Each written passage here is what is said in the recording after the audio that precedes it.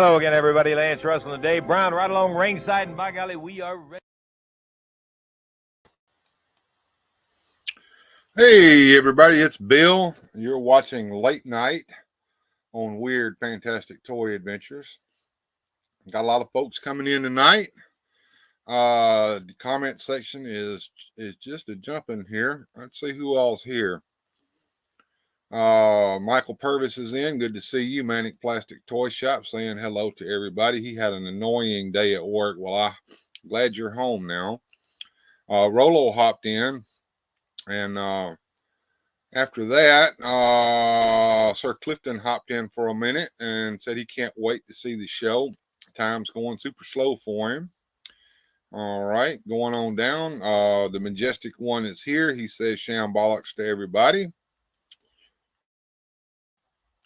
Epic Badger coming in.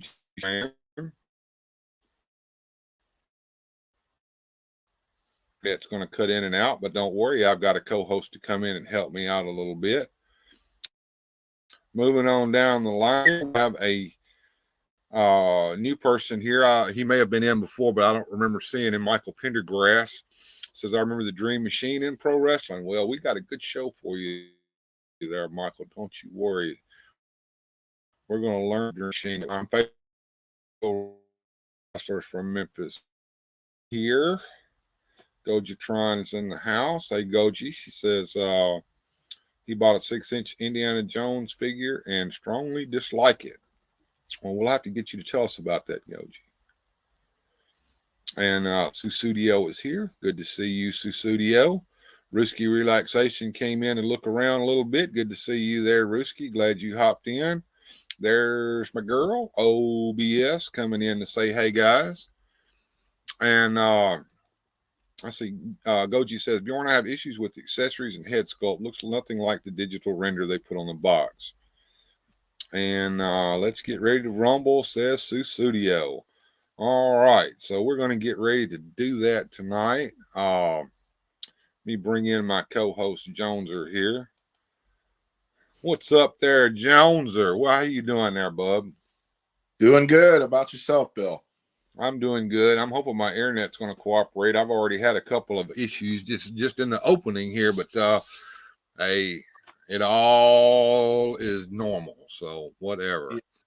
Yeah, you were cutting out on me when we were speaking backstage, too, a little.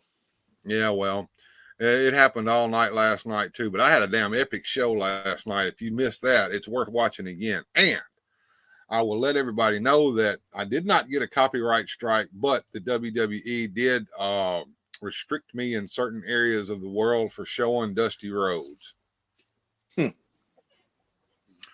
All right, so first of all, I want to say a shout out real quick to some wonderful supporters of the channel. Let me do that real quick, Joneser. And I'll go down here and let's say hello, shout out here to our Patreons who support the channel. Grindhead Jim, Jim Largo, Pope, Masters Maniac Mexico, a.k.a. Rolo. Will McLaughlin from over at Wilhelm Toy and Hobby. The Majestic One, Bjorn Jorgensen, Johnny Sorensen, OBS, our friend Sir Clifton from over at Attorney and Ellipse, Gojitron, the Melvor, and Chris Tremblett. And Chris Tremblett also has a channel. He was on earlier today. If I'm not mistaken, it's like plastic. What is it, Jones? Or do you remember?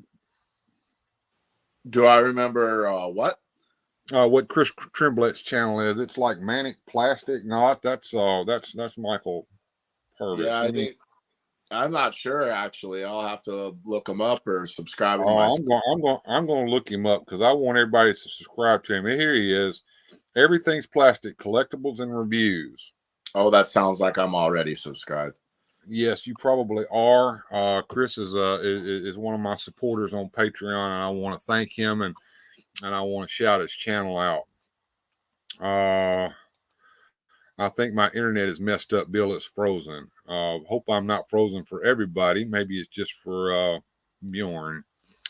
and said, "Who are the faces and who are the heels in the chat? I'm the one known as that guy. Know the other one." Okay. All right, Epic. I hear you, bud. All right, coming back over here, get me back on the screen. I guess I can turn that chat off for a minute and take the overlay off. And we'll bring Joneser back up so we can talk together for a minute. Hey there, Joneser. Howdy, sir.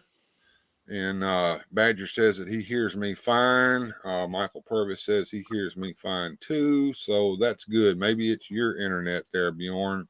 But I tell you, only cut out on me the once. Yeah.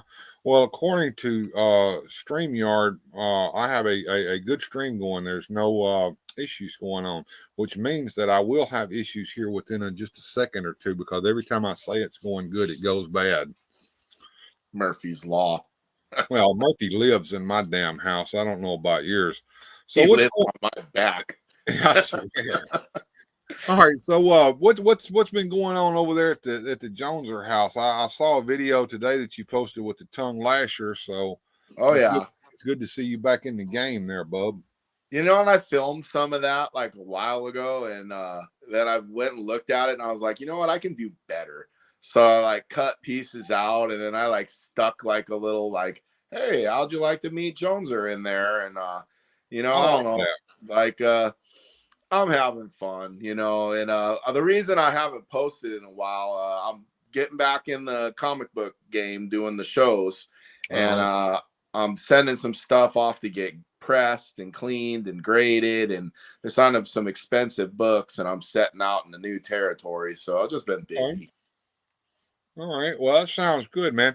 And yes, everybody, I suggest that you go over and watch Joneser's latest video, because you will find out that he was a long-haired hippie and a metalhead, a drummer, a band nerd, the whole bit. And but it was good to see a little background on you there, Joneser.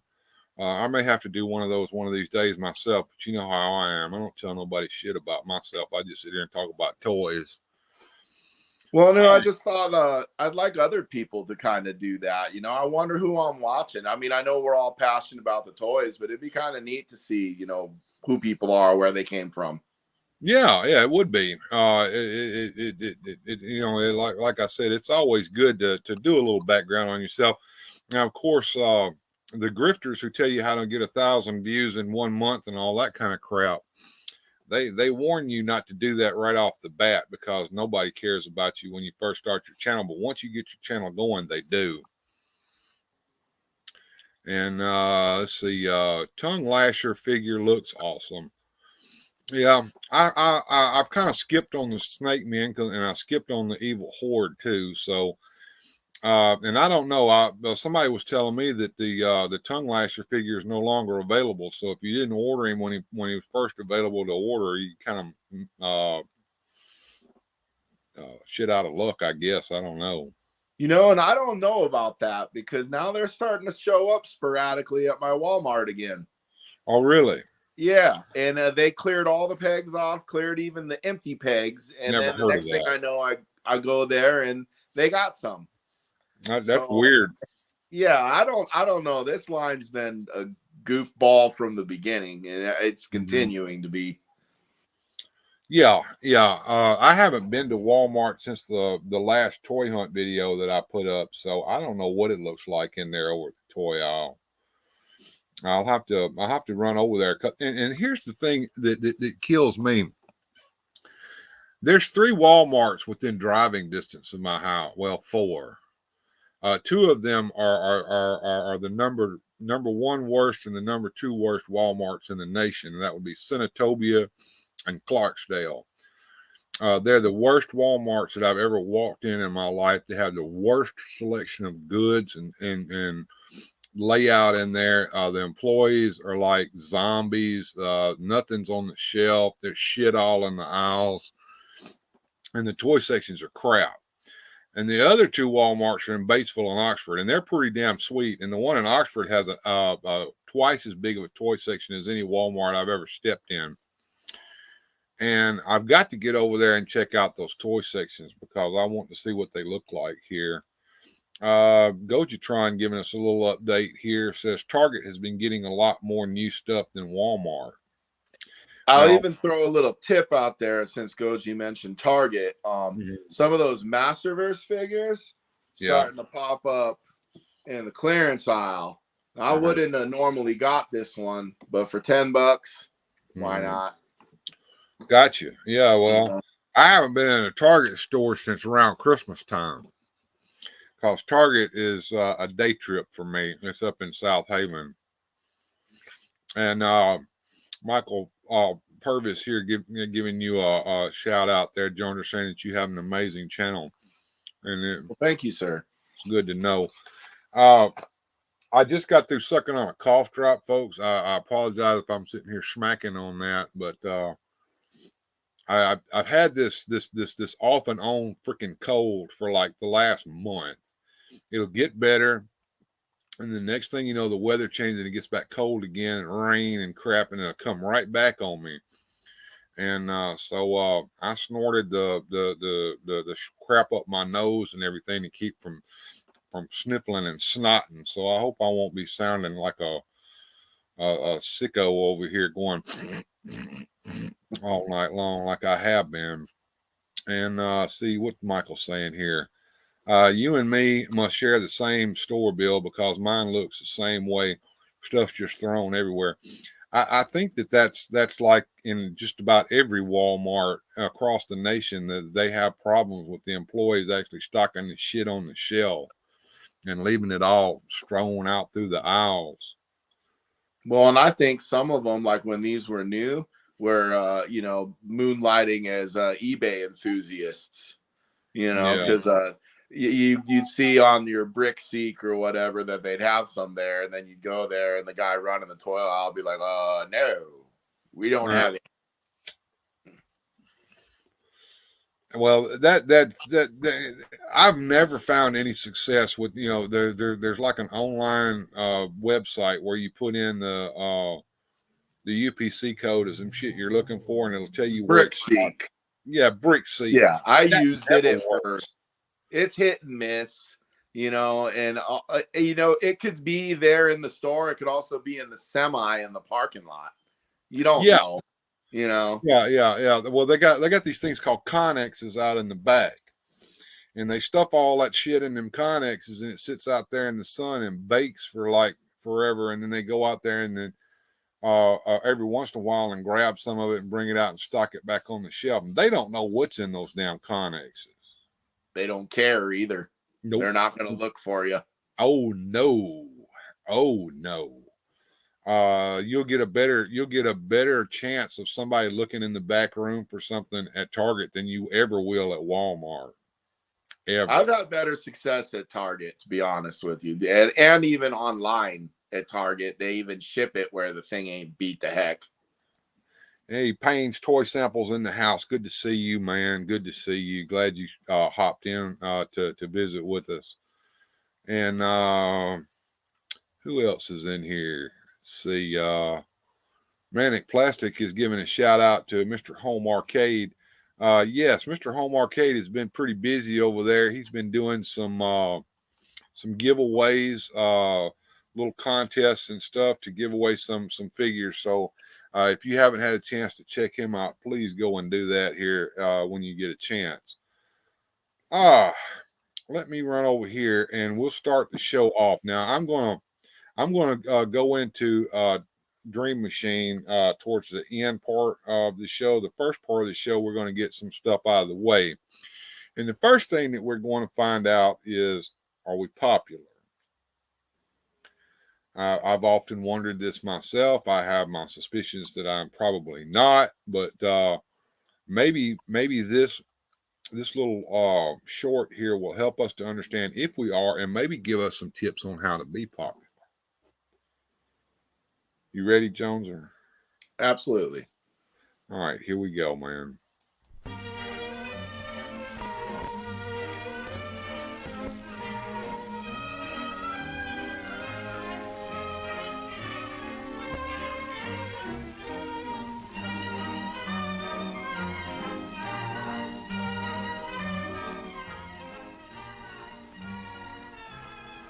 Popularity. What is it made of? How does a person get to be popular with lots of people and have a few close friends, too? Let's watch and see what makes people like one person and not another. Hey, Jerry, there's that new girl in our math class. Oh, yes. Her name's Carolyn Ames. She's a swell kid. Why? You know her? Not very well. I wish I did. I don't know what it is, but there's something about her you like. Well, she always looks nice to start with. Yeah, especially when you compare her with some of the weird characters in this place. Yoo-hoo! Ginny thinks that she has the key to popularity, parking in cars with the boys at night. When Jerry brags about taking Ginny out, he learns that she dates all the boys, and he feels less important. What about Ginny? Does that make her really popular? Do the boys and girls like her? Is she welcome to join this group? Hi, Betty, Ellie. You can rest your tray here, Ginny, for a minute. Thanks. Say, Wally, how's the play coming along? Oh, okay, Jenny. Here, Jenny. No, Thanks, girls Jerry. who park in cars are not really popular. Not even with the boys they park with. Not when they meet at school or elsewhere. Nothing like being Miss Popularity. Yeah. Yeah. Meow, meow. Okay, Ellie. Now there's the girl that'd really get my vote. Let's ask her over, huh? Okay. Yeah, go ahead, Ellie. Why not? Now, why do they invite Carolyn to join their group when Ginny wasn't welcome? Is it because they like the way she looks and dresses? Because she seems as interested in girls as in boys? Because they've heard no scandal about her? I guess you know everybody, don't you, Carolyn? Hi. Because she's not a whore. You around, I don't Betty Richards. Carolyn Ames. Betty's the lead in our class play. Oh, yes. I looked in on it so yesterday. We're all in on it in one way or another. I'm on the costume committee. And Jerry and I are stagehands. Two among a dozen or so. How about you, Wally? Where do you fit in all this? Oh, I'm a one-man team that does a job with no glory attached. I gather the props together, and boy, what a headache. You sound like you need a helper. Could I lend a hand? Would you? I mean, would you really? Sure, I'd like it. I don't know anything about props, but I could learn. Yeah, I'd love a hand. Carolyn? In a parked car.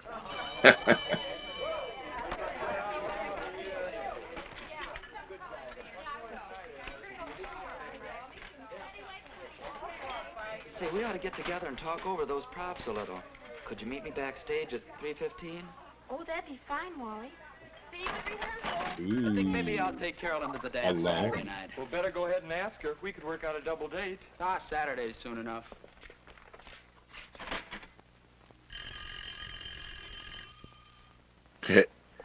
In case anybody's wondering, that's a Hello? phone.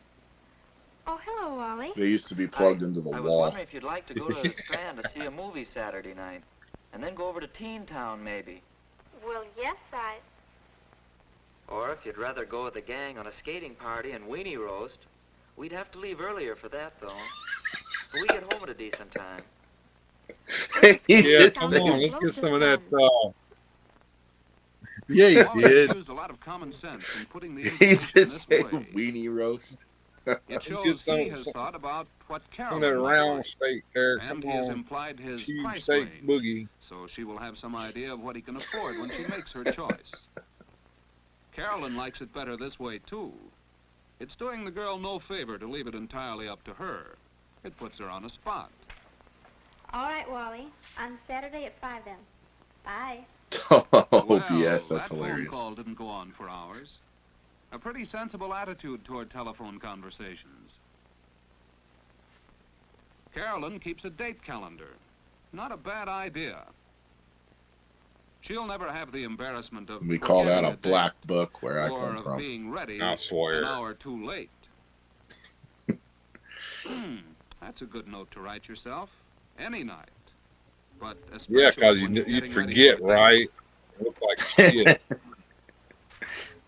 There. You too can do a manicure, Ellie.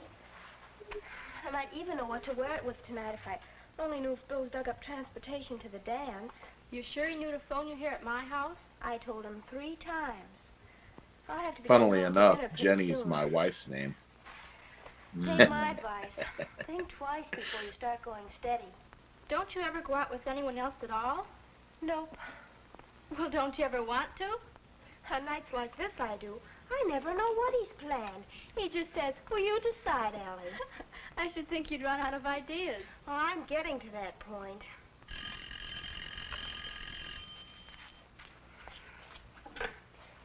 Hello?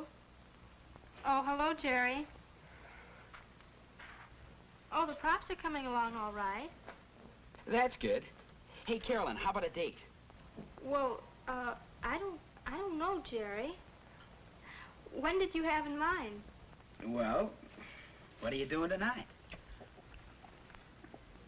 I'm awfully sorry, but I have a date for tonight, Jerry. Tomorrow? No, I'm sorry. Well, call me early next week, Jerry. Okay, Carolyn. Thanks a lot just the same. Goodbye. Loser. Can you imagine Wah, that? He wah, wanted a date for tonight. wah. Sounds like your asking her so late went over like a lead balloon, Mother. Maybe so. Well, let's see what else we can do about tonight. No, it isn't too promising for Jerry. Consult his black But book. after all, it's no compliment to any girl to call her so late she thinks she's a very last resort. And sometimes a girl likes a chance to get ready for a date. Well, why don't you go ahead and ask the whore out? She'll give you a hand job in the parking lot.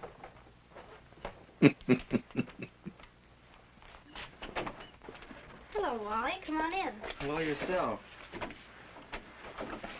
Gee, look at you all ready and right on time, too. That's And a good apparently they sign. lived hard lives back then, Mother, OBS. are you busy? I'd like you to meet my father. Dad, this is Wally Johnson. Well, hello, Ollie. How do you do, Mr. Ames? Here I am, darling. And I suppose this is Wally. That's right, Mrs. Ames. How do you do? Well, it's nice meeting you. Oh, excuse me a second. I forgot my scarf. I'll be right back. Don't let me interrupt your eating, Mr. Ames. Thanks, Wally. I was just looking into the world of events before we go to dinner. I tricked him into taking me out tonight. I understand you're having a little trouble with the props for the play. Oh, not too many now.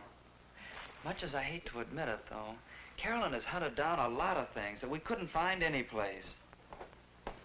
Here I am, all set. Oh, Carolyn, I made some brownies today. Maybe you and Wally would like some when you get back. There's some milk in the icebox, too, isn't there? How does that sound? Gee, that sounds good. We'll take you up on it, Mrs. Ames.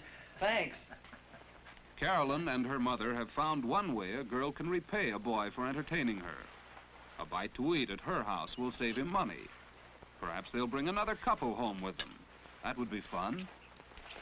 Folks know when we'll be home? We'll be home before 11, Mother. Wally and Carolyn are saved the embarrassment of the argument about coming in at night. That was settled before Wally arrived. The hour was decided after considering such things as where Carolyn and Wally are going on their date, whether tomorrow is a school day, and how many dates she has had recently. Do you have your key, dear? The family knows Carolyn will stick to her word. All right. Have fun, you two. I'll take good care of her, Mrs. Ames. Bye. But Bye. not too much fun. Goodbye. Goodbye. Wally felt at ease with Dad Carolyn's forgot to parents, do the and shotgun will be on the eager mantle to return top. to her home. They liked him, too. I swear. I'm going to bed. I'm setting my alarm for He is 11 proud o'clock. be It's with your job to Carolyn make because sure she it don't looks wake well, me up. is friendly with everyone, and is considerate of their feelings. She likes him for these same reasons, and also because he is fun to be with. Home, parents, and personality all help boys and girls to be popular.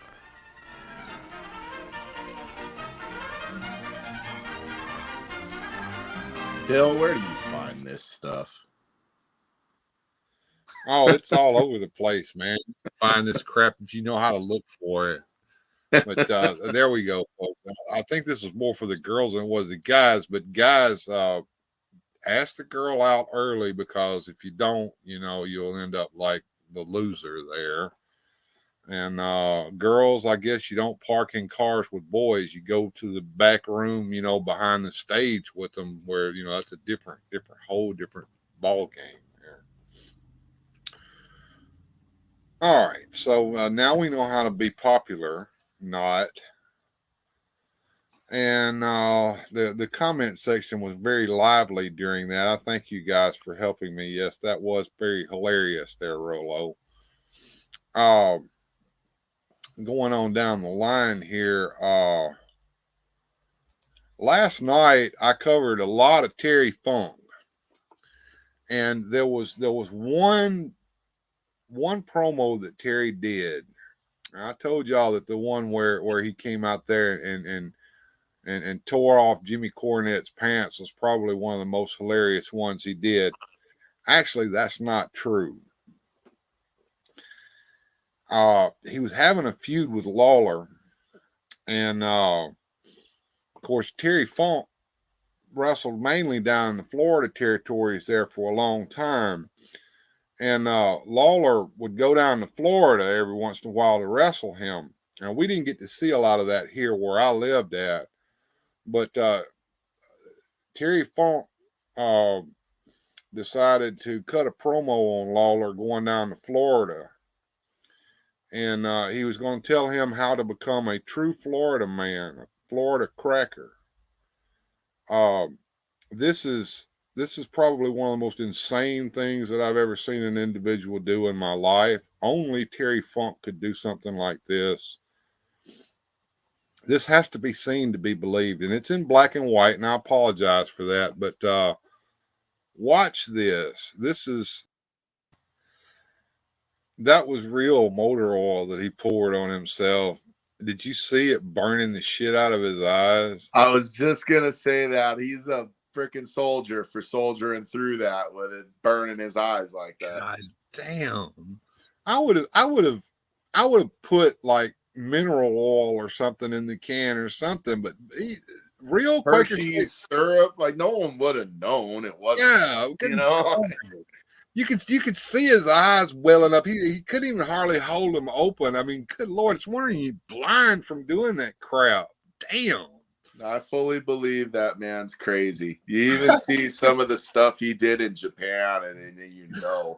Yeah, we talked about that. We talked about that last night. That program that he pulled with Mick Foley over there in Japan. Yeah, they both ended up going to the hospital after that was over with. I mean, there was barbed wire ring rope, barbed wire bats, boards with nails sticking out of them, thumbtacks everywhere. Lord. I like Salt says, good to see you, OBS, and enjoy your shows, Bill. Well, thank you, sir. I appreciate that. Yeah, and absolutely. I mean, there's no faking with him. And no, that was not Bud Light. That was Quaker State motor oil. Good Lord. And he could have used colored olive oil or baby oil. He could have used anything, but no, he used real Quaker State motor oil. Oh my word, Lord have mercy. Oh, I'm beyond myself. Have you got some toys back there in the background that you're wanting to show us there, Joneser? I do. Here I'll disconnect here and maybe take you guys on a little journey if I can do that. Let's see. Bear with me. Sure, man. I got you on full screen there so we can see everything and might get a little Blair Witch Project on you here. Let's see if I could flip the camera. Can I? No. Uh-oh. Oh, we're good. I'm going to be able to move it, but you're not going to be able, I'm not going to be able to see what it's showing you, or maybe I can. There it looks like. Okay. We got a little bit of a battle going here. And we'll move on this way. Kind of we see, it's hard for me to see it, but me and Lyric would set up here, and we would can you see it? Oh yeah, there we go. There we go. Yeah, like me and Lyric would set this stuff up, and just have a little fun. I was wanted to show. Dang, I don't know if this is going to work out so good. See there, you got Moss Man there with That's Stinkor. vintage Moss Man, right? Correct. I just wanted to show that the vintage stuff kind of fits right in with the origins. Yeah. Now you come over this way. I don't know if you can see it. Now we got a Bashosaurus there. Looks like Champ riding in it. Yep, and Faker not having a very good day there. Looks like he bashed him in the nuts. Yeah, that was kind of my plan there. Then we got Webster taking over the tower here. Neck and neck watching out there. Okay. Of course, He-Man Skeletor front and center. Right. And then an attorney and guard not having a very good day there. Oh, he's getting eat up by the land shark there. Right. And we'll get to the back end here. And the inside now. Yeah, just had a little fun, pulling them all out and just setting them up. I didn't really think this through because I couldn't turn the camera in a way where I could see what it's showing you. So I apologize for the crudeness. Yeah, well, get that back up. A pretty good idea with, and what me and Lyric will do, we had talked before, Bill, about it. Do you play with your toys? And I have to admit that I do. And me and Lyric will get these set up. Sometimes we'll get 2 or 3 card tables, and we'll try to set up like all 3 castles and just make this epic battle. And we'll pose them, and it's a lot of fun for me and my 9-year-old to have some fun and play with this stuff. And he likes it that Dad lets him play with his toys that he's usually not supposed to touch. And so we have some fun. Well, the thing about Origins figures, the thing about the Origins figures is I wouldn't be afraid to let kids play with my Origins figures. Most of them, anyway. And Lyric's got his own, but he plays with mine too because I've got more of them, and he's more into Star Wars, if I'm being honest, than he is the Masters of the Universe, and he likes his Legos, and he he likes to draw his pictures and stuff like that. But, he'll come down here and we'll have a little fun and we'll set up the castles. And, some of those ideas, with the guy mangled in the shark mouth or the Faker getting blasted with the thing, some of those are Lyrics, and he's really intuitive because he's like, okay, Faker can get hit by that because he's just a robot, Dad. If he gets blasted, they'll just build him back. Or if it's an attorney and guard, well, they're just made to die anyway, right, Dad? It doesn't matter, So he won't put anybody important in peril. Yeah, it's got to be used for a story for another day. But he has some neat ideas, and he matches up the characters well too. He'll be like, oh, well, Webster should climb the wall because he can, and the ninja should fight somebody that could handle him because if anybody can't just fight a ninja. So I mean, it's cute, and I love my boy's mind. Yeah, it's kind of neat to watch the child's mind play with him because we play now with an adult mind, which is totally different. And we were talking about that one time before, where you were saying that it's kind of hard not to implant ideas into Lyric's head while you're playing.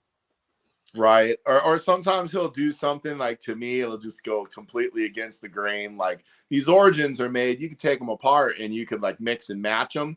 Lyric loves that, so he makes a Manny Beast Man faces, and where I'm immediately they're not supposed to look like that. But see, that's part of the appeal of those toys to a child, I would think, is being able to mix and match them up like that. And I don't know if you remember, but the arms did come off of our figures when we were growing up, and you could change the arms out, and I was bad about doing that. I took Triclops' arms off because he had the painted bands on He-Man with He-Man. I think a lot of people did that. Yeah, I did the same thing. Yeah. but I don't think I was big on mixing and matching them, except maybe Modulok, who was made for that. Right. And Michael Purvis says, Bill, you pick on me about that question a couple of times now. I do play with my toys, and like I said, yeah, I occasionally do. Yeah, I know of no toy collector that doesn't, when they think there's nobody looking, it doesn't sit there and play with them just a little bit. Even if they're a shelf collector and they want to put the diorama together and make the shelf, while they're doing that, they're playing with them. Don't tell me you're not. Or you're dusting them, right? Well, we might as well move them in a different pose, and then we got to get all the dust, you know. Master's Maniac. Kids more dangerous than dust and dogs in the Third World War. And Sue Studio says she got a nice group of figures there, Jones. And you do, man. You got a pretty good damn collection. Your collection is much bigger than mine when it comes to that. But you know, I keep most of my stuff in cases, and I tend to put a display out and kind of showcase that. And I kind of work on doing the customs and stuff, and that's what I've been doing here lately. You know, it really grew in the last 2-3 years because I kind of just went a little crazy. Yeah. You know, like I got the vintage bug with the Netflix show for that Toys That Made Us, and then Origins came out like right after that, and I was like, oh, I almost got all the vintage ones. Now I might as well start getting these Origins.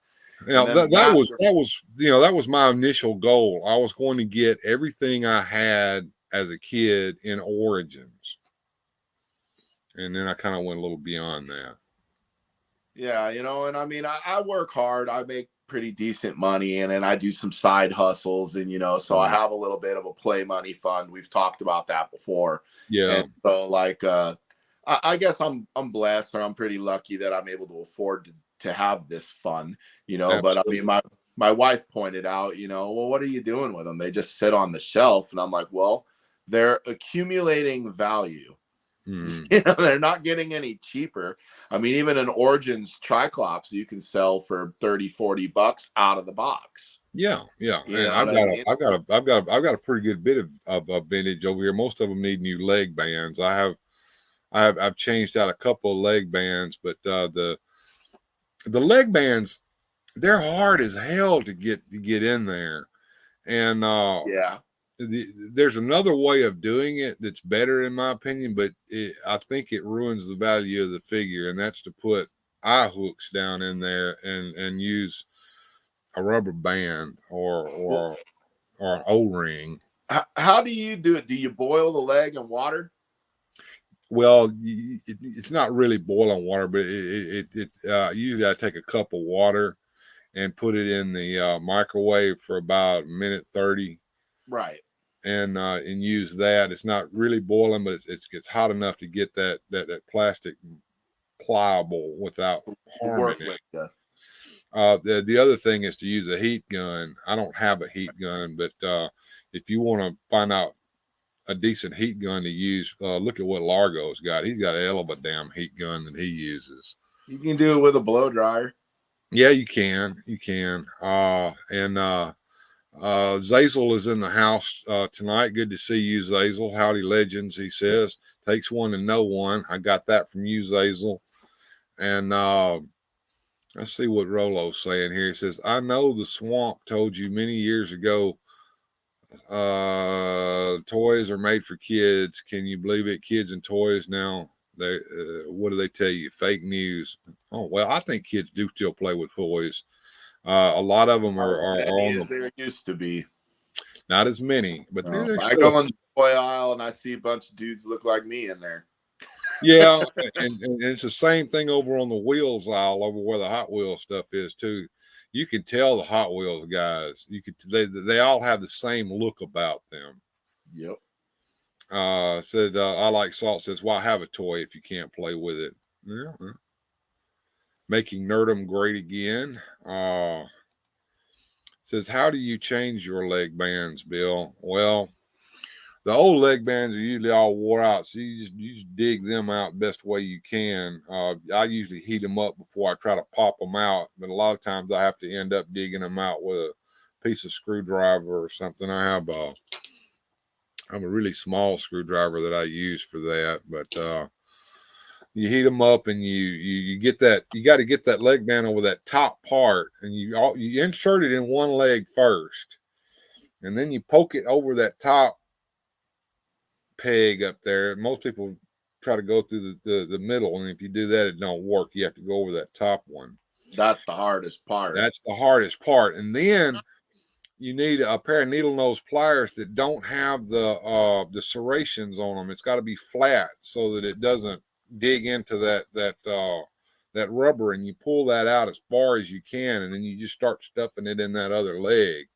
And be careful, because if you have the leg twisted the wrong way, that's the way it'll try to stand forever and ever after that cools down. So you try to get your legs to sit normal so that they'll stand on their own. See, one of my early get rich quick schemes, because I got a million of them, was to buy broken Motu figures and fix leg bands and sell them, make money. And once I figured out what a pain in the butt that is, I gave up on that really fast. Gave up on that pretty quick, didn't you? Yeah, I did. I can imagine. All right. So we talked a little bit of toys, and everybody wants to know who the Dream Machine is. And this is he right here. And let me read a little something here out. This is Troy Roland Thompson Jr. He also used the ring name Troy Graham and the Dream Machine. I knew him as Troy Graham, and I also knew him as the Dream Machine. He was discovered by Jimmy Hart and first came into wrestling as Troy the Hippie Graham during his initial career, and he fulfilled the role of a heel.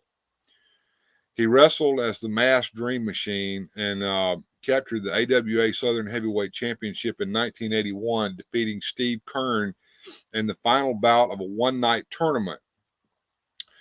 Promoter Eddie Marlin awarded the belt to Dream Machine and his manager Jimmy Hart during an episode of Championship Wrestling that aired soon after the tournament. Also in 81, Dream Machine held the AWA Southern Tag Team Championship title while he teamed up with the superstar Bill Dundee. They were then defeated by Kevin Sullivan and Wayne Ferris during a televised match on May the 2nd of 1981.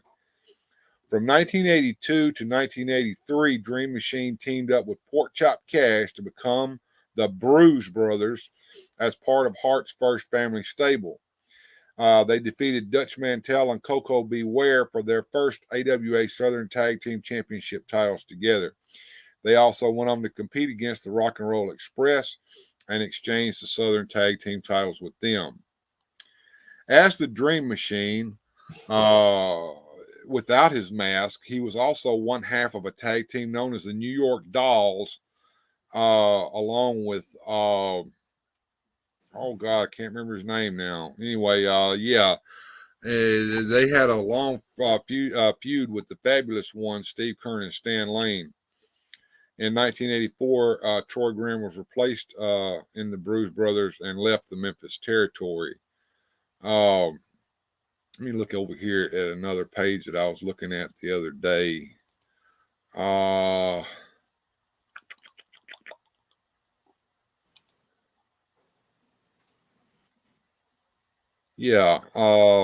I'm trying to remember what the other guy in the New York Dolls was, and this is awful because I know his name and I just had a brain fart. But now Graham reappeared in the Memphis territory as a wheelchair manager after he had hurt his leg, and he managed the team called the Interns, who feuded with Dirty White Boys and Rock and Roll RPMs. The Interns won the Southern Tag titles in 1985. By 1984, Troy Graham had returned to the Memphis territory, where he won a battle royal by eliminating Brian Christopher Lawler, and this World Heavyweight Championship held by Jerry Lawler. Unfortunately, Dream Machine died in March the 7th of 2002 of a heart attack, leaving behind a 7-year-old daughter, Charlie Sue, his mother, and his great-grandmother. So there he is, folks. Troy Graham, aka the Dream Machine. You know, I've actually met Brian Christopher, and Yeah, I have too. And he slapped me. I got a video of it. What was it for real? Yeah, he put a handprint on my chest. I'll have to send it to you. We'll have to play it on one. What the hell's that all about? Now I gotta know. Man, he's drunker and smack at this bar. I saw him at an indie show, and me and my wife's cousin came up, and we were just talking to him, and I mean, he was loaded, and we were like, "Hey, man, would you sign some stuff or smack us around or a little or whatever?" And he's like, "I'll smack the shit out of you." So he came up and he got me to lift my shirt up, and he gave me a chest chop. It hurt like hell. And then my wife's smart ass cousin says, "Hey, give him an Andre the Giant slap." And I'm telling you, he slapped the dog piss out of me. My wife filmed it, and I had his handprint on my chest for like 3 days. It even bled. Damn. Yeah, I'll send it to you. You're gonna laugh your ass off. Oh, if you send it to me, I'm gonna show that shit. Yeah, I got it. I'd have to dig in my Facebook, but it's in there. You know, and it wasn't too long after that, he died. He ended up like hanging himself in a jail cell, or his dad thinks he was murdered, or I don't know. But I was blown away because I guess he was nice to us because we asked him to hit us, and he did. You know, well, that's the problem right there. You asked for it, and they're more than happy to do that. I've known several of them. If you ask for it, they'll do it to you, and they're not going to hold back on you. Well, what was funny too is my wife's cousin. He's egging him on. Don't hit him like a little bitch, like. And he blasted me, dude. Yeah, and Michael's talking about fixing those legs. Yeah, that's about the only way you can do it, and there's no easy way to do it. The bushwhacker, Luke of the Bushwhackers, did pass away not too long ago. I saw that not too long ago. The Bushwhackers, if you don't know, started out in Memphis territory as the New Zealand sheep herders. Yep, I remember them in Oregon. Mm-hmm. It said order he bands and use prong, strong beans, string, boiling water. Okay, Gil. Gilster says he does fix his figures all the time. And Michael's asking, was it Rick McGraw? No, it was not. Now you're gonna make me find out. All right, so I'm fixing to find out here. The New York Dolls Wrestling. I'm gonna be pissed when I find out who it is. It's one I ought to know.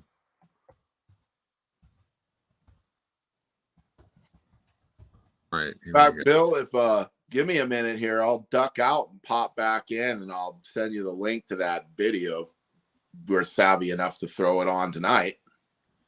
I very well could. Let me see here. I'm looking for. God dang it. That didn't help me any.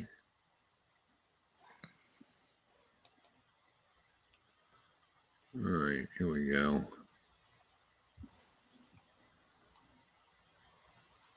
Rick McGraw. Rick McGraw, but that's not who he wrestled as when he was in the New York Dolls. Different name? Yeah.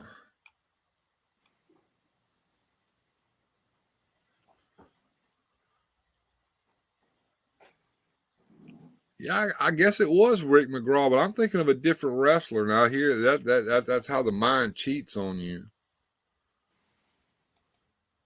Let me see if Rick McGraw wrestled under a different name.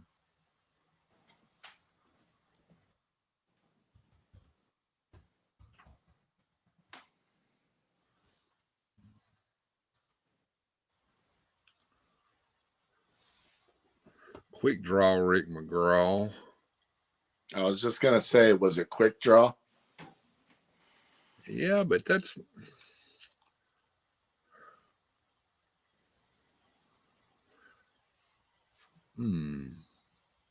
I can just see the wheels turning in your head. Well, I'm the problem is that I'm having a memory. What do they call it? Conflation here, I think. Let me look at the list of Jimmy Hart's first family.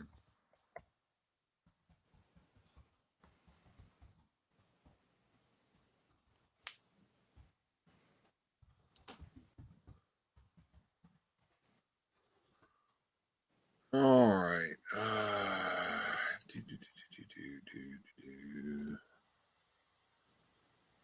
All right. Now I'm going down the line here. The members of the first family. Bobby Eaton. Beautiful Bobby. I swear to God, beautiful Bobby Eaton wrestled with Dream Machine as the New York Dolls at one point or another, and not just Rick McGraw. I don't know why I'm thinking beautiful Bobby Eaton. He probably did. I think they all switched dancing partners when they were in the same places, you know. Very well, very well. All right, so now that we've learned the meat of who this man is, you don't know who he is until you watch some of these promos. The first thing that we have to understand is Dream Machine had this ability to cut a promo on the mic like no other. And I know that there's been some really good guys out there that cut these great promos. And Ultimate Warrior was one of them. You wanted to listen to everything he had to say. You couldn't understand shit he was talking about. It makes a damn bit of fucking sense. Nope. But he had you on the edge of your seat. You had to listen to every word he was saying, because somewhere in that, what you knew was disguised something that was going to tell you what he was talking about. But it wasn't there. Macho Man was hard to turn the channel on. Yeah. Dream Machine had what was called the jive routine. This has to be seen to be understood. And here it is. Dream Machine, classic jive routine. Oh, Daddy, we're going to get on that big white bird. We're going to get on that big white bird and fly south. You know, you got to go south for that southern loving. But Memphis, Tennessee, moving, grooving, shucking, and jiving. Superstar, let's get it on. Let's get it on, baby. Okay, fine. There you go. And that was a classic jive routine that he did. And whenever he would cut a promo, it was pretty much like that. Is that a Honky Tonk Man there with him? That was Superstar Bill Dundee. Oh, okay. And yes, the Superstar, his wrestling attire was like the stage costume of Elvis. And of course, Jerry Lawler was the king, and he got that from Elvis as well. But Superstar Bill Dundee was a little Australian guy. He was short. He wasn't but like 5'5", but he was stocky, and he was probably one of the toughest sons of guns I've ever met in my life. And in his later days, he used to run interference for the guys. Brian Christopher, you were talking about earlier, he was a star on the USWA wrestling back when Lawler ran the outfit up there in Memphis. And there was another guy, I can't remember what his real name was, but he called himself the Spellbinder. And he tried out for WWE, but it didn't work out for him too well. But Spellbinder wore this makeup on his face like a mime there when he first started out, but he finally quit wearing it. But he was a damn good wrestler, and he and Brian Christopher used to do programs together, and they would also tag team together, and they were the stars of the show at the time. I can remember my daughter used to watch that crap with me on Saturday mornings, and one Saturday we were watching it, and they said that they were going to be at a car lot in Memphis out on Covington Pike. And they were going to have rings set up out there and do some free wrestling and have a promo show out there. And I said, well, we were planning on going to Memphis, Sarah. You want to go out there and actually see some real wrestling up close? And she said, hey, yeah, Dad, let's go out there. So we went out there, and it was a pretty good program. It was a free program. It is what it is. But they got out there and they put on a pretty good show. We got to meet some guys. One of the guys called himself Nick Scratch, and his gimmick was that he was a Satanist. He had satanic face paint on, and he would run around going, ah, and he had a staff in his hand. With like the boogeyman later. Or? But yeah, he was running around out there chasing the kids, and he came running by me, and I said, "Hey, Nick, can I get your autograph?" And he's like, "Yeah, sure. Give me an autograph." "Thanks, man." And he went back running, chasing the kids again. It was funny as hell. But Sarah wanted Brian Christopher's autograph. The little girls all ran after him for some reason, and he was a drug addicted, addled up, drunk fool. But yeah, unfortunately, he had some demons, and I could tell that when I met him. Yeah, he did. He had them bad. But so they had taken one of the car bays back there in the auto shop back there in the back, and that's where they made their makeshift dressing room. And the front office was where all the people were piling in, because most of the wrestlers were coming in and out of that door right behind the front office there, coming in and out of that car bay back there. And Bill Dundee was standing out there at the front going, "Yeah, kid, you stay right here, and they're going to come right out this door. So stay right here, and when they come out, they'll give you their autograph. So you stay right here." And I told Sarah, I said, "That means that we don't need to stay right here." I said, "If you really want to get Brian Christopher's autograph, what we need to do is we need to go down to that last car bay down there that's closed and get around the other side of the corner of it." I said, "Because they're going to lift that door up and they're going to run around here to their car, because there it is right there, that convertible. And they're going to get in that and speed away before the girls mob them." And sure enough, I heard that door came up, and Brian Christopher came running around the corner, and I was standing there, and he just popped right up next to me. And of course, I'm a little bit taller than he was. And I said, "Hey man, can I have your autograph?" He's like, yeah, sure. And he scribbled his autograph real quick, handed me the book back, and they jumped in the car and they sped off. And just about the time that they peeled out of the parking lot, all the little ring rats were running out there towards their car. Yeah, I'm about 6'2", 6'3", and I'm a bit taller than him myself, Yeah. And so I think the main reason too that he cooperated with us, I think he thought I was one of the other wrestlers on the show, which I was not. I've been mistaken for that as well, because I used to be a lot more rotund than I am now, and I've always been a tall guy.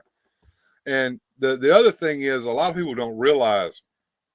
Now, of course, in the WWE, Vince McMahon gets these big monsters like Mark Callis, better known as the Undertaker, who really are damn near 7 feet tall. They're about 6'7" sometimes, and they're some tall guys, big, huge guys. But back in the day, most wrestlers weren't that tall. I mean, they were pretty stocky. Some of them were a little overweight, kind of had beer bellies on them and stuff. But they would get little bitty guys like Dave Brown and Lance Russell to go out there and interview them, and they would tower over these little short guys and look like they were bigger than they actually were. Right. More little referees in the ring, and it does the trick. Yeah. And Too Cool was a great tag team. Let's see, Susudio, did you know that Ultimate Warrior, when he was wrestling for the WCW, was the Dingo Warrior? Yes, I did. And he also did a tag team as the Blade Runners. Yeah, it was Sting. Oh, Bill, I think you might be froze there. But yeah, the Warrior was the tag team with Sting there, and when they were green. Yeah,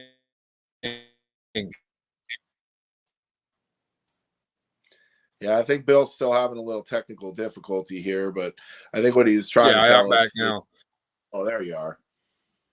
Yeah, Sting and he were the Blade Runners, and a lot of people don't realize that the Ultimate Warrior actually did a program there with Sting back in the day. OBS says my kid liked the Ultimate Warrior, and he had the Wrestling Buddy, the Ultimate $1 Million Man, and Hulk or Macho. Okay. And did you guys ever see the movie The Wrestler with Mickey Rourke? It was pretty much how most of those guys. Yes. And I was talking about a movie the other night that I'd watched, and I couldn't remember the name of it. It was called Beyond the Mat. I have that. Yeah, it was a motion picture. They played it in movie theaters, and if you want to see sadness, that's the movie to watch. It really is pretty sad. And if you want to see what Terry Funk did to himself, and that's That's one hard of to my watch. favorite parts of that movie. The way they go take to Terry's doctor appointment, and they go, well, on your good knee, you've got severe degenerative arthritis. Like, it's like totally messed up, and he's like, and then your other knee's screwed. You need a new knee now. And he asked the doctor, well, if I don't do this surgery and I wrestle next Saturday night or whatever, am I going to be able to get around okay until then? The guy's like, you're not supposed to be able to be getting around now. Yeah, he's not supposed to be able to walk at all, and he still Right. is. He's like, this should ache. This should hurt you all the time. I do think these guys are larger than life and they're tougher than nails. You just have to be to do the grind. Oh, I think Bill is froze again, but I'm sure he was about to nod in agreement. Yeah, I kind of faded out there on you, Junior, but I'm kind of glad that you're here to catch me when I do that. That's why I generally try to get a co-host on here with me. I know my internet always does this to me. So before I got my satellite dish, I watched a series of Dark Side of the Ring. I think it was called. Yes, I've seen that show before too. I love that show. Yeah. Let's see. Rolo saying, I'm 1.8 meters and once had a 120 kilogram full workout. Now I look like Oscar Schindler and recently got me a green face smiling. Okay, that's a smiley face on there that I can't see. All right, well, let's go back over here and let's get another Dream Machine promo to set this up. The announcers on Channel 5 Studio Wrestling Live were Lance Russell and Dave Brown. And Lance Russell is a legend. Unfortunately, he never hit the big time, but he's probably one of the most active people that was in Memphis wrestling for the longest time. All the way up until his death, he was active in Memphis wrestling. And he also did a show on Channel 13 called Dial In for Dollars. And I'm sure that they did that all across the nation where they would show a movie in the afternoon, like on a Sunday or a Saturday. And they would have a phone number down there at the bottom, and you were encouraged to call this phone number. And if Lance picked up the phone on the air and you were the one that was on the end of the line, you would win like $10 or something, dial in for dollars. And he also was the announcer on wrestling. Now, Dave Brown, on the other hand, an interesting character. He was the weatherman at Channel 13. And when the Memphis Wrestling moved from Channel 13 to Channel 5, Channel 5 hired Dave Brown to be their weatherman so they could keep him as the announcer on wrestling. So here we go. They were always cutting these promos, and Memphis territory was one of the first territories that did the rock and roll promos and the music videos with the wrestlers and things like that. And I guess the guys in the studio working back there in the back had come up with a promo for Dream Machine. And Lance Russell came out and shows this promo, and apparently it got on the bad side of Dream Machine. So let's watch this. This is another classic here. I want to just say right here a special word of thanks to Randy West, our championship wrestling video man. You have no idea the number of hours that you spend looking through tapes and fitting it together and putting it to the music and all. Randy, I think, does a super job, and you never get to see him. But he just does a great job week after week of giving us some super stuff, too, and we appreciate that from Randy. Listen, it takes two to tango. A Southern heavyweight champion named the Dream Machine. Got some interesting footage we'd like to show you here.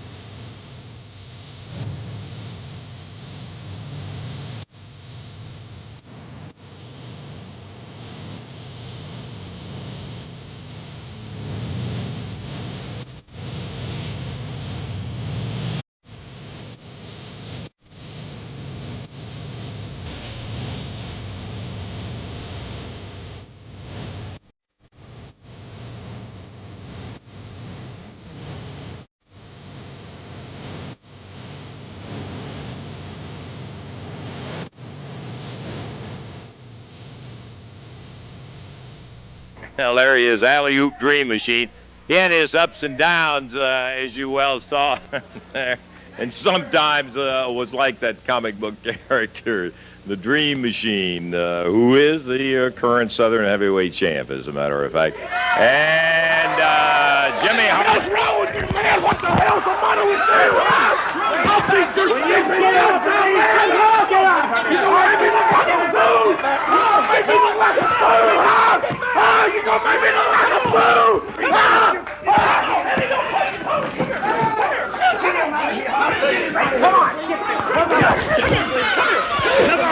Lala, you will be turned and feathered! You will be turned and feathered! I'll kill you, Lala! Nobody makes me look like a cartoon! Jimmy Hart, the Dream Machine, he's fired. $1,000 right here. You'll pay it or you won't wrestle here today and tomorrow and no other time. Okay, Eddie, okay. Lance, I'm I'm not paying you nothing. Get him out of here, Hart. Just take him Hell with you. I'm not paying you nothing. If you don't pay it today, I'm not paying you nothing. Idiot. He didn't mean it. I'm sorry. Okay, Eddie, he didn't mean it. Okay, good. Yeah, he didn't mean it. All right, get out of here. We'll be back.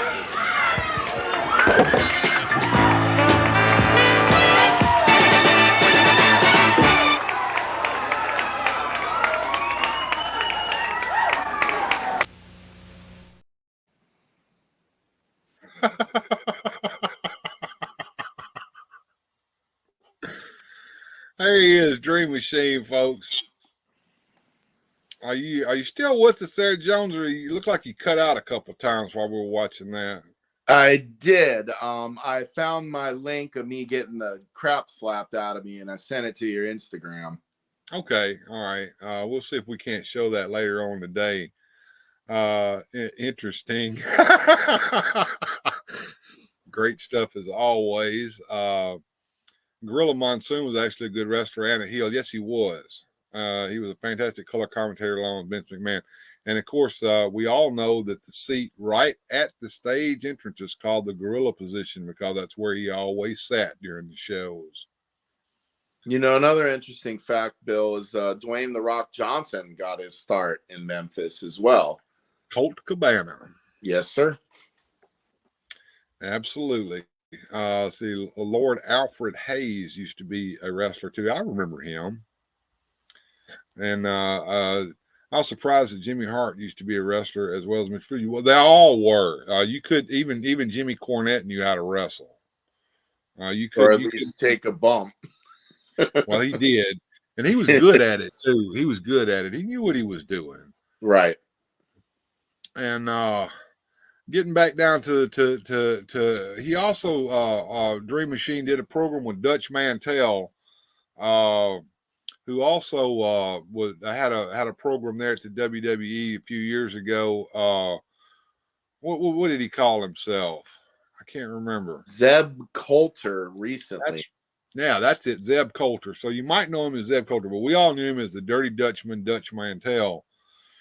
And Dream Machine's going to cut a promo on Dutch because they're getting ready to do a big thing at the Coliseum, a program together. So here we go. Here is Jimmy Hart with the former holder of the AWA Southern Heavyweight Belt, the Dream Machine.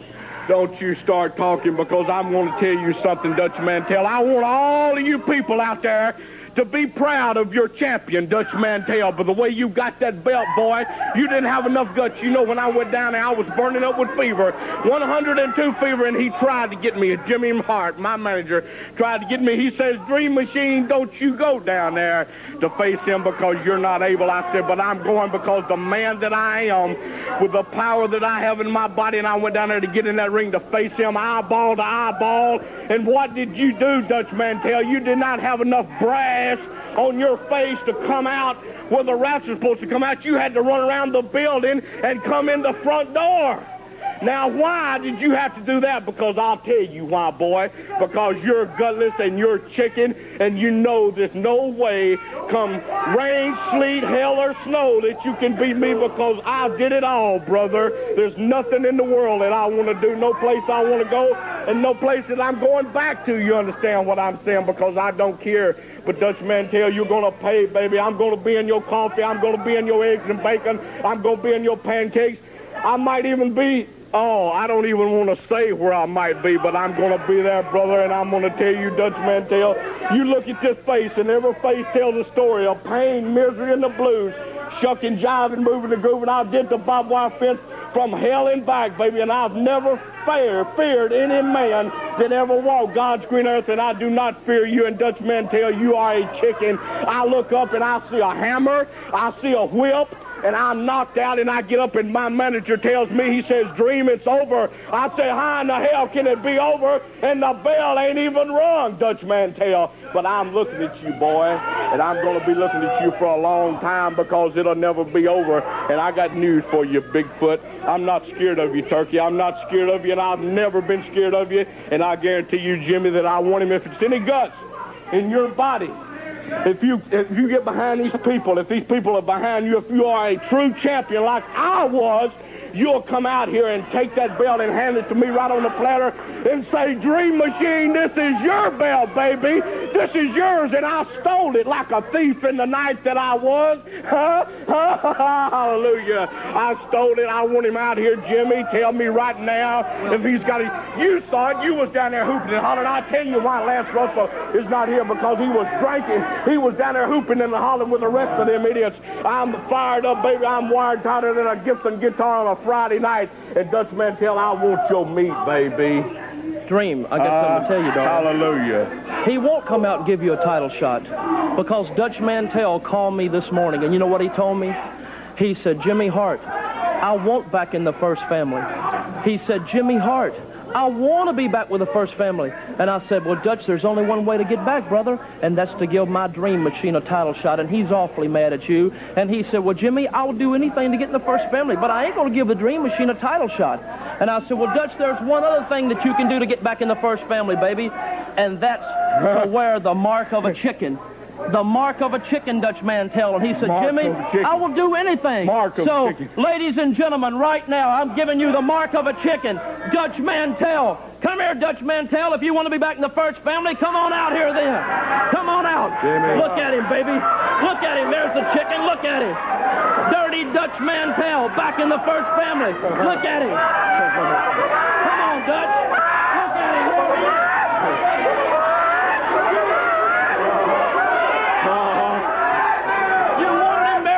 Baby, not the mark of the devil, but the mark of the chicken. Now, Dutch Mantell, you take a look, boy, when you face your old lady, when you face them ugly kids you got, and you take a look at them every day, this is what you are, Dutch Mantell. This is what you are, and this is what I'm going to do to you. I'm going to take you down, and I'm going to crush you, Dutch Mantell, and I'm going to look at you, and I'm going to pull you out. I'm going to spit in your face, and I'm going to tell you what do you mean? What do you mean? No!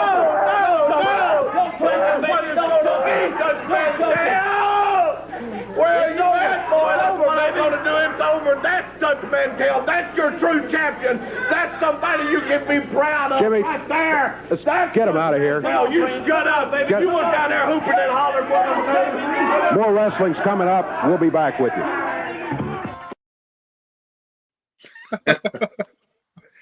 Now that's good television right there. That's hilarious.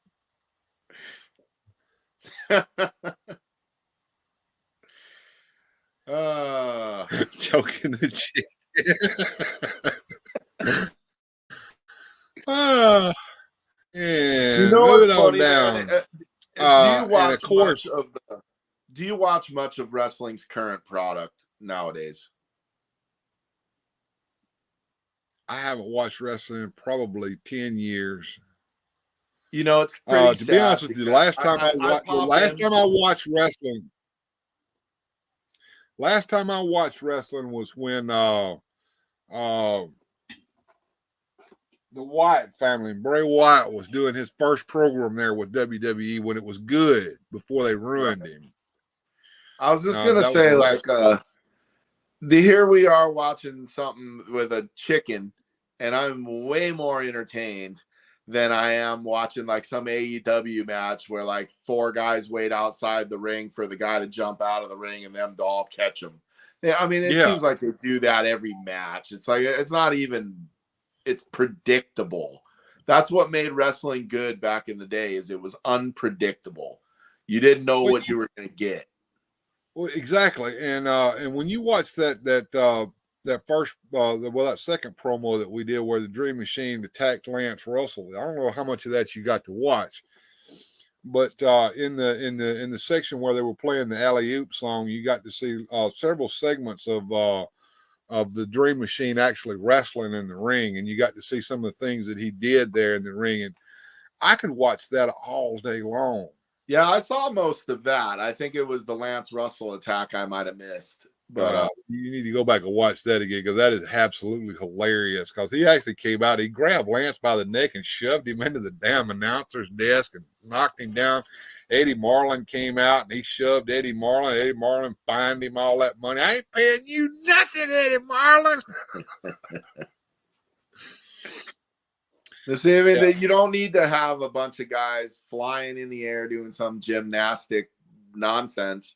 Well, you know, there's a place for that. Okay, cruiserweights, luchadors, that's fine. But watching these big guys do that shit in the ring, I want to watch them wrestle. Now, I also like to watch wrestling, okay, when they're actually putting wrestling moves on each other, not sitting there doing all that acrobatics and stuff.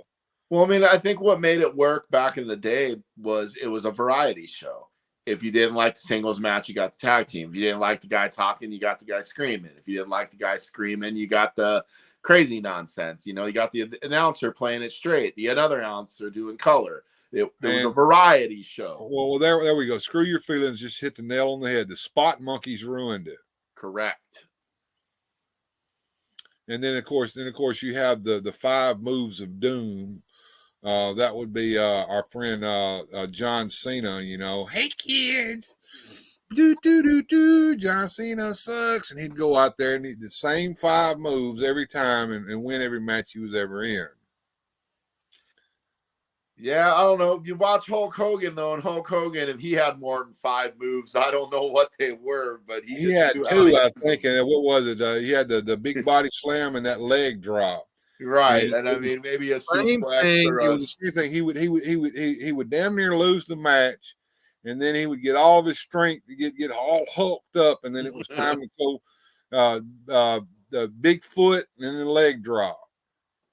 But he knew how to work his gimmick. And I mean, yeah, maybe you saw the same Hulk Hogan match. Jerry Lawler did the same thing. I don't know how much of actual Lawler wrestling that you guys have ever seen.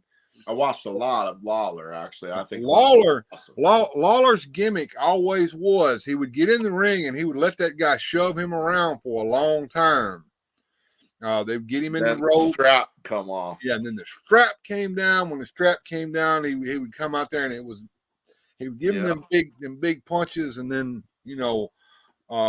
and then of course there was the pile driver, which they finally made illegal. So that made us think that it was a horrible move, and you break somebody's neck doing it. You know, and I mean that's predictable, done well. But like nowadays, like you watch the second match, it's the same as the first match, which was the same as the third match, which is the same as the fourth match. That's because they're all wrestling the same program. Yeah, and it's like at least in the old days, you had a variety show. They did different things. Well, and that they also did some things that we can't do today. I always loved it when the midgets came out. I did too. All right, now, like all wrestlers, you have Jimmy Hart. Had what was known as the first family. And all the heel wrestlers would move through the first family, but invariably, they would always get sick of Jimmy Hart and they would quit. And same thing happened with the Dream Machine. Jimmy Hart, Wayne Ferris, Tojo Yamamoto. Jimmy, can we slow down into cheerleading a minute, let me ask you this. We've got the situation pretty well defined in here. Tommy Rich is unable to be here today, which leaves the options as follows. The fact that the Southern Tag Team Champions will forfeit the titles to your challenging team today. This is not going to happen. The second thing, Dundee has already said that he would wrestle against both of them in this special one-fall 30-minute championship match. But the third thing, and I ask you this, and I would give you some very good advice, that if you went in there today in a handicap match and won it, the fans are not going to respect you. They're not going to respect the team or the win, even if they did take the title away from Dundee. And the reasonable thing, it seems to me, to do, and good advice, would be to postpone it till Tommy Rich can be back. Dundee and Rich can then to defend against him. Nobody's trying to get out of the match. But I think that a postponement would be the very wise thing for you to do in here. Can we get a postponement on the match today? Oh, you really would? You think that we should postpone it, right? I would advise you that if you want the respect that these men, I'm sure, are looking for as champions, that you would postpone it until you can win it rather than just trying to beat one man. You know what? I think he wants us to postpone the match. Can you believe that? Russell, that's why you're an announcer and I'm a manager. Are you crazy? You know, if the fans didn't respect me, you know how much sleep I would lose over that? Do you know actually how much sleep I would lose over that, man? You have to be an idiot. You're a complete idiot. Let me tell you something, man. Why don't you overlook the buck for once and do the decent thing about it and postpone it? Let me tell you why. Because Jimmy Hart has worked hard all of his life, man. I've been in Memphis, Tennessee my whole life. I've thrown papers. I've worked at Gulf service stations. I've had gold records. And for 14 months, I've been in professional wrestling. And it's been the greatest thing to ever happen to Jimmy Hart. And do you think, actually, that's what those rules are for, you fool, because of people like Dundee and Tommy Rich, man. I got a toothache. I'm sick. My wife's sick. I can't be here. You know the You're an idiot, man. He's not making any excuse. He got caught in the middle of a contract situation. Yeah, right. And he couldn't be here today. Well, that's simple. Yeah, okay, well, I'll tell you what I'm going to do. Bill Dundee is a superstar. If he's a superstar, well, then let him get up in the ring and earn his status. He's supposed to be big macho man. Okay. So, Dundee, come on up. The title match will be today, and we will be the new Southern Heavyweight champions. Said that he will wrestle your two men. Beautiful. If that's going to make you feel like a big man, or these two guys going in there. Get out here, baby, if he wants to be out here. Against one man. We'll get him out. Who cares, man? Well, you're looking at the next champion, baby, and that's it. Out here. Hey, baby, come on. Dream, Jimmy, I've been back here watching what's been going on. And I've had it up to here. I've been watching what's going on. You've been giving me the runaround for now 3 months. You brought me in here 3 months ago to fight Jerry Lawler. He beat me by the skin of his teeth, but he's whooped a lot of people. He also whooped Joe LeDuc. He whooped Austin Idol. He whooped Jimmy Valiant. He whooped everybody. He's whooped everybody. But you've been giving me the runaround for a long time, and now today, I can't believe what you're doing today. You've got this title match right here. I should be in there. I've been loyal to you longer than Tojo Yamamoto, longer than Wayne Ferris, longer than Dutch Mantel. I've been loyal to you longer than anybody, Jimmy. I've been with you since dirt. And now this comes about. I can't believe what's going on. I'm tired of sitting in the back seat. You're playing with my head. You're playing with my pocketbook. You're playing with my money, man. Hey, I don't like it. And I want to know today. You know that Bill Dundee can't whoop two men. Can't no guy whoop two men. But I want to know today, will you change that match and put the Dream Machine in there where our rightfully belong? You change the match today. That's all I want to know. Are you going to change it? No, listen to me. Hey, come on, that's man. it. Okay. Come on. Looks like the Jimmy Hart organization has a little disorganization in it. No more. I'm not under you. No more. That's it. Little problem here and there. Well, Jimmy. I tell you what, I don't need the big Goodyear blimp anyhow. He's been eating me out of house and home, so who really cares? But let me just tell you right now, baby, you're looking at the next Southern Heavyweight champion. So, Superstar Dundee, come on, pack your lunch, baby, and come on out, baby. Well, it isn't over with yet. Remember this. I would bring to your attention the fact that Dundee clearly stated it. He does not have to win the match. All he has to do is avoid being beaten.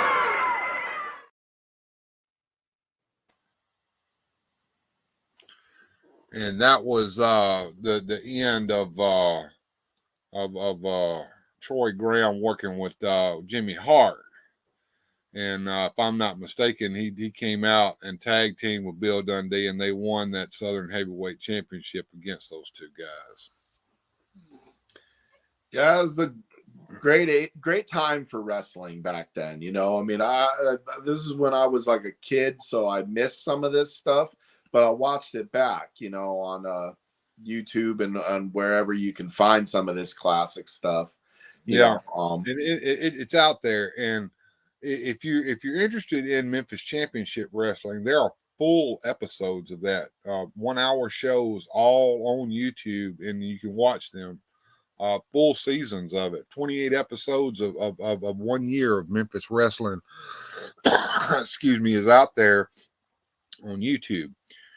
Now, as we get closer to the end of the show, there's a couple of things I want to show. We also know that Dream Machine wrestled without the mask for a period of time, where he teamed up with Pork Chop Cash as one half of the Bruise Brothers, and they were actually wrestling for Jimmy Hart at the time. Of course, you know, the heels and the faces, they change and they move and they get back and forth between these managers. So at the time, the Bruise Brothers were very, very popular. I think they actually held the championships there for a little while.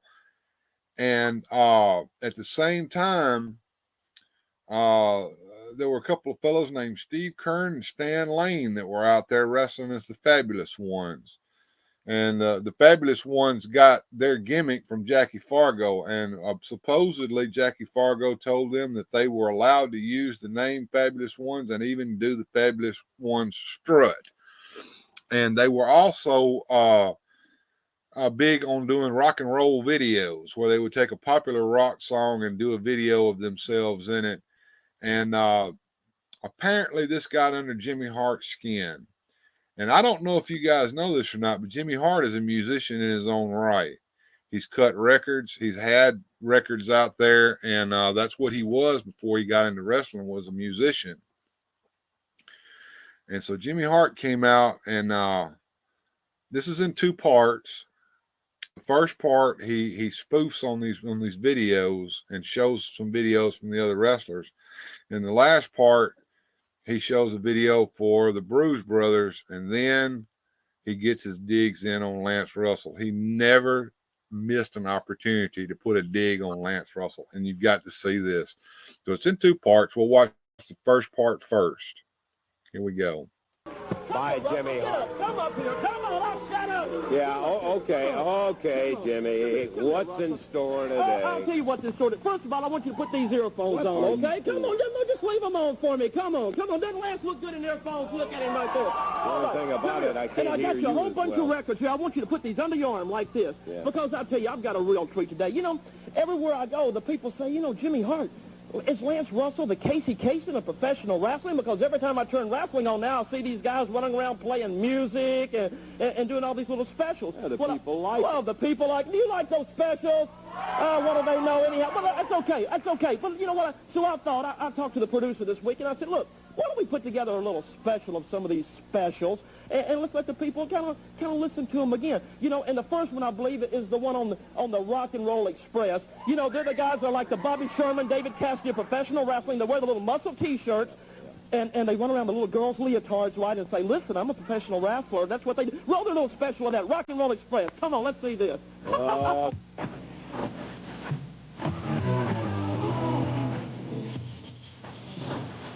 If anything's going to get me copyright struck, it's going to be something like this right here, but I don't give a shit. Let's watch it anyway.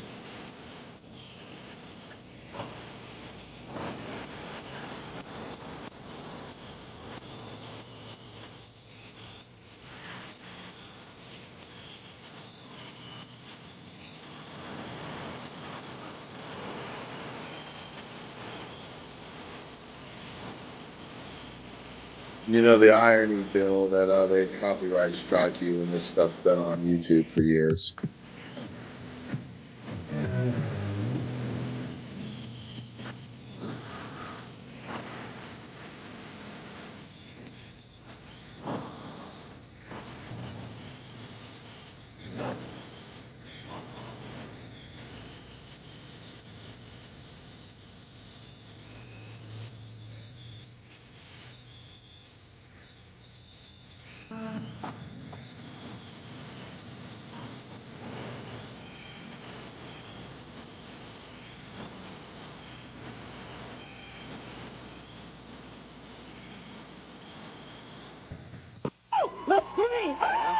They like it. No, right. They like it. That's great, man. They like anything. And that's why they stand by a little jukebox like that. But, hey, but let's don't leave out the fabulous ones, you know. Oh, yeah. Yeah, let's hear it. Come on. The fabulous ones, you know. Let's hear it. They like bleach blondes. I hate bleach blondes. Now, what they do on their little special, they got on top of a hill in Tennessee. They took the little training wheels off their motorcycles, and they pushed them down the hill because they can't even crank one, let alone ride one. And a guy got in the back of a pickup truck. If I opened my chest up like that, too, I'd be sexy as they were, but I don't have to do that to get attention. Now, but let me tell you what I did. The producer, he called me a couple of weeks ago, and he said, now, look, why don't we do a special? Hey, don't be cussing over there, girl. We'll throw you out of here. There's a lot of women and children out here. Let me tell you. So they called me and said, hey, look, man, why don't we do a special on the Bruce Brothers? I said, only if I can produce it. So now, run a real special, my Bruce Brothers special. Now, look at this one now. You're going to see a real one right now. A lot of class. A lot of...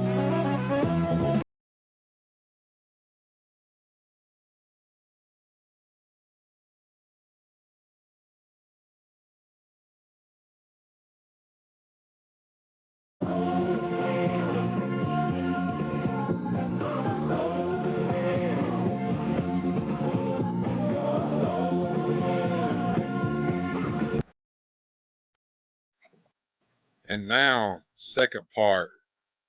Oh, man, no taste at all. No taste at all. All right. Now, now you've seen all the rest, but now you're going to look at the very, very best. Because I tell you what I've done now. Before I do this, though, one thing the Fabs and the Rock and Roll Express have in common. When they go and do one of their specials, they have to go and plunk down $2 to buy a record so they can put it on their little turntable so they can do it. But not Jimmy Hart. Why? Because when I do a special, what you're fixing to see right now, a little surprise for you, Lance Russell, I hope you enjoy it, then I don't have to do it because I write, I produce, I do it all, man. I play guitar, bass, I sing it, and it's probably going to be the #1 hit in the world today. It's the greatest song I've ever written, and I want you to roll it right now. I know you're going to love this, Lance Russell. I know you're going to love this, Russell. Come on. Artist on the horizon, actually now a new artist. A lot of people calling the phones are lighting up this morning for the new record from Jimmy Hart. It's called Lance Russell's Nose.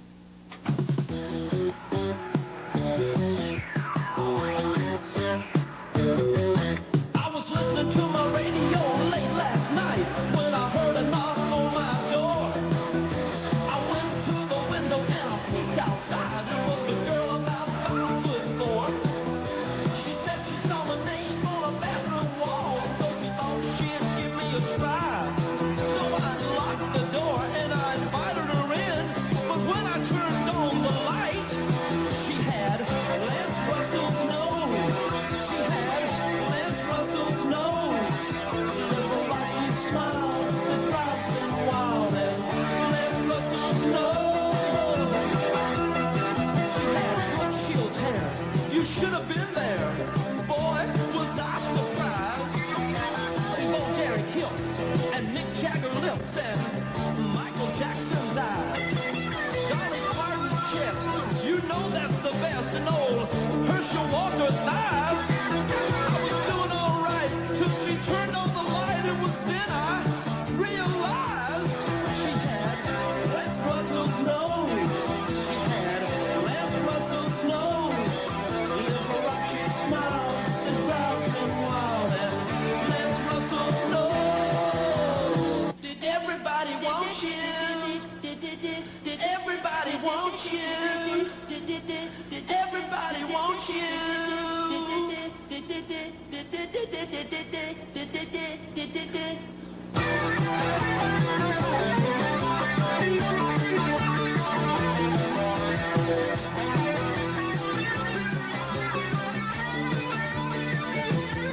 She had Lance Russell's nose. She had Lance Russell's nose. Little rocky smile that drives me wild, and Lance Russell's nose. She had Lance Russell's nose. She had Lance Russell's nose. Little rocky smile that drives me wild, and Lance Russell's nose.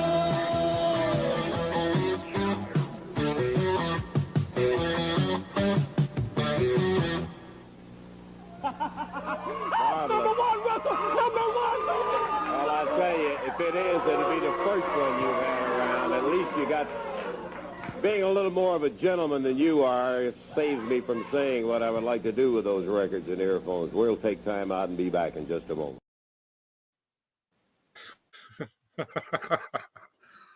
Are you still with us, Joneser? I am. Sorry about that. I was just monkeying around there. That's okay. See, Austin is busted wide open, but what kind of kung fu foolery is this? Oh, Jimmy Hart. Lance Russell's nose, or as Jerry Lawler called him, old banana nose. Well, you know, Jimmy Hart had this magical ability to just get under people's skins. You know, he just, even just him with a megaphone back when I was a kid, you know, I just remember, man, somebody take that thing and beat him to death with it, please. You know? Well, you know, at the very culmination of the Andy Kaufman Jerry Lawler feud, you know, Hart was involved in that, and at one point, Jerry Lawler, one of his gimmicks was throwing fire. He would he'd throw that fire in somebody's face, you know, and engulf their face in flames. It was just a piece of flash paper, but we thought it was real, man. Right. And one of them had I think Jimmy Hart had the fire thrown in his face, so he was walking around with bandages all over his face, looked like the Invisible Man, had the sunshades on, bandages all over his face, and they had a match, and that we thought it was Jimmy Hart running around the ring with the bandages all over his face and the sunshades. And then towards the end of the match, when they had Lawler down and they were beating his ass, the bandages all came off, and it was Andy Kaufman. I remember. I don't remember, but I seen it on the replay or whatever you call it. You know. Yeah. Watched it after the fact. I was too young for that when it happened. But yeah.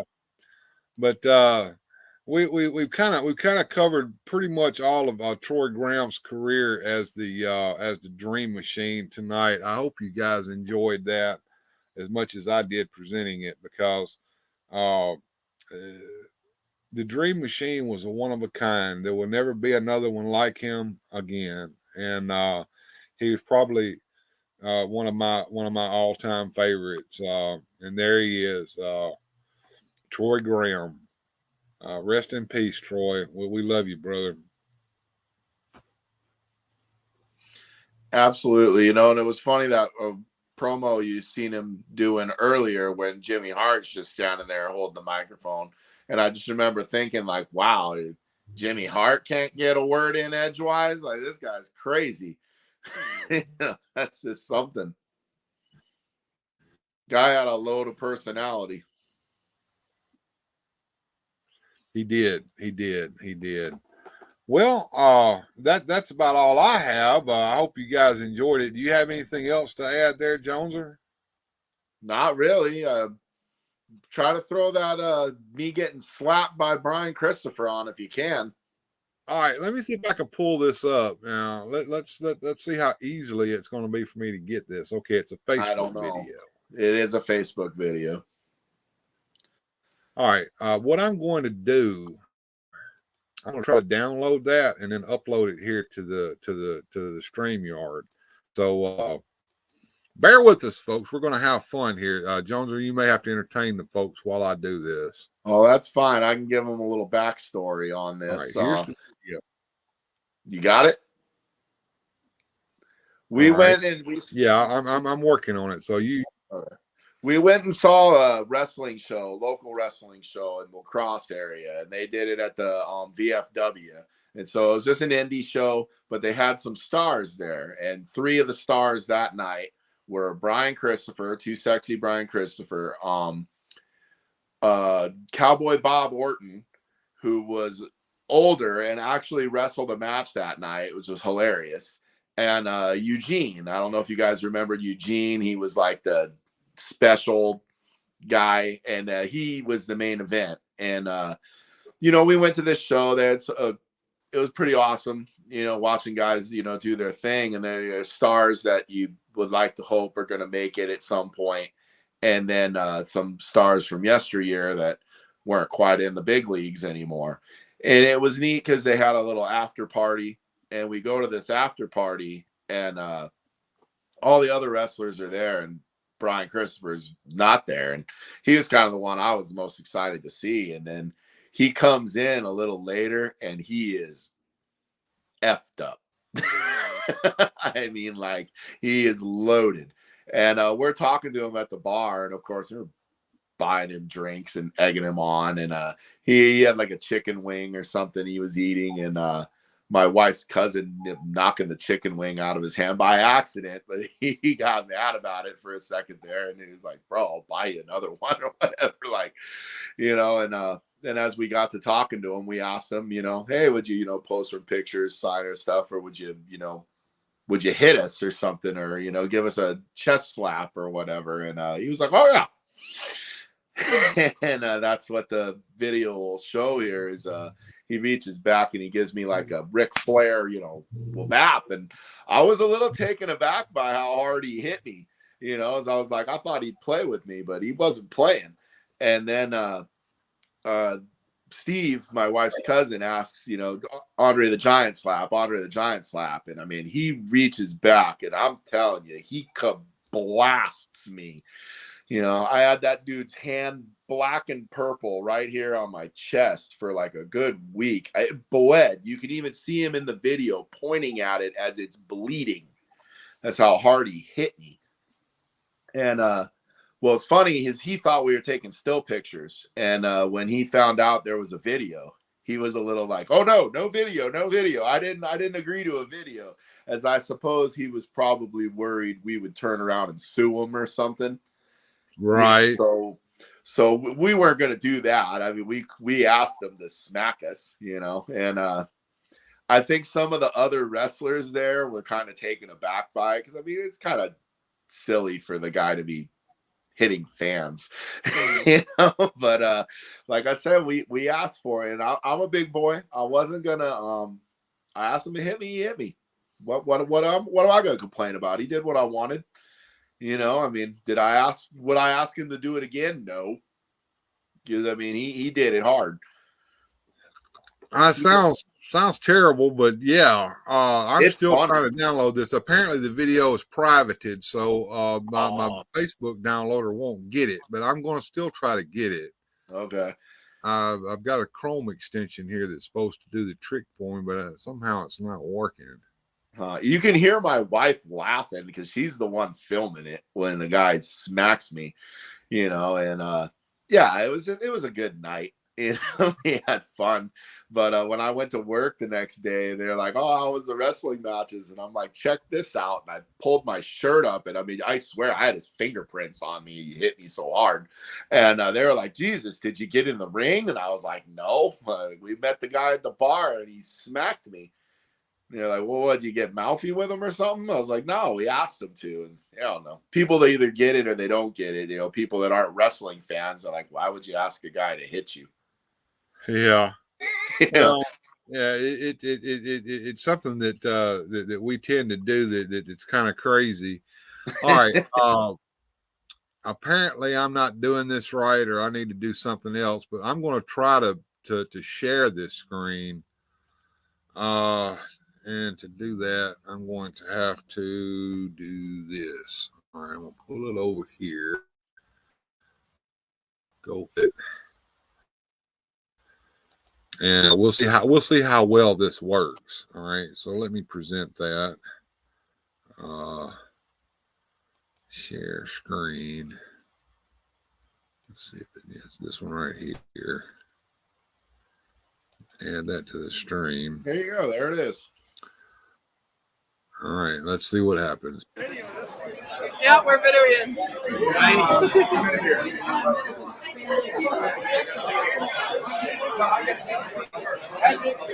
There'll be 2 hits here.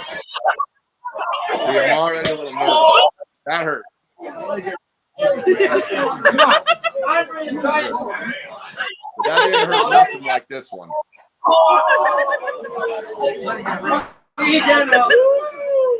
Fucking bleeding up. That's all right. There you go, folks. There's Jones getting the shit slapped out of him by Brian Christopher. Alcohol may have been involved in that. That was back when Joneser would still have a drink once in a while. Were you good and inebriated when he did that to you, so it didn't hurt? Not inebriated enough.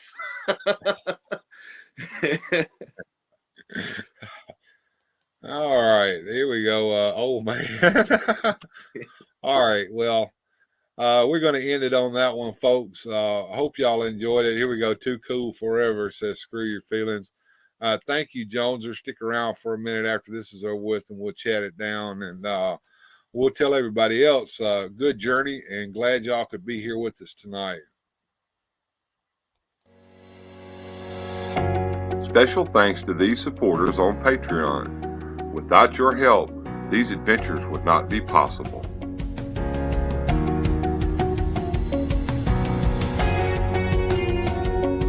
Thanks for watching. If you enjoyed today's adventure, please hit like and subscribe and share the video.